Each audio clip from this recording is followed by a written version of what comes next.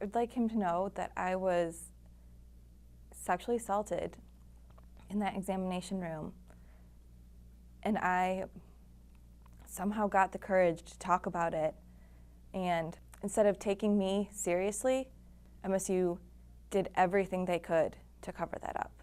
In 2014, Michigan State graduate Amanda Tomashow was the first to file an official complaint against Dr. Larry Nassar with the university under Title IX. She says the decision to come forward was agonizing. If I didn't say something and protect possible victims, I wouldn't be okay with that.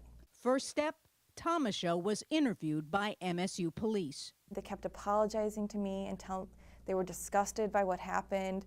I thought that I was being taken seriously. Next, she was told police would be talking with Nassar.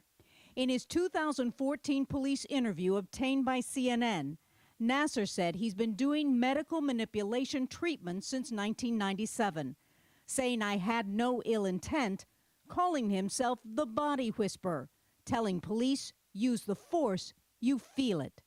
Tomashow heard nothing from the university for weeks, finally getting a call to come to MSU. What'd she say? She told me she was so sorry. There was nothing more that there wasn't anything else that she could do. But they found that his medical procedure was, or his procedure was medical, and it was not sexual. So when you walked out of that room? I didn't walk out of that room. I stormed out of that room and I slammed the door. I could not believe that they weren't taking me seriously. Tomashow received a copy of the Title IX report. The conclusion was 3 sentences long. We cannot find that the conduct was of a sexual nature. Thus, it did not violate the sexual harassment policy.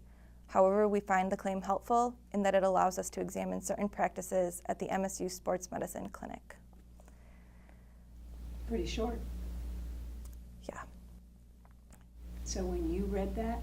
I just felt so dumb. I mean, after that, I ended up spending years not knowing what really, I kept on going back to the same details. I just relived them over and over again. The way that I said no, and he told me, I'm almost done. And then I pushed him off of me, and he hid in the corner, and he was clearly aroused. I kept coming back to these same details, knowing like, this isn't right, this is not right. For 2 years, she lived knowing her alma mater didn't believe her. Then in 2016, she got a call from university police.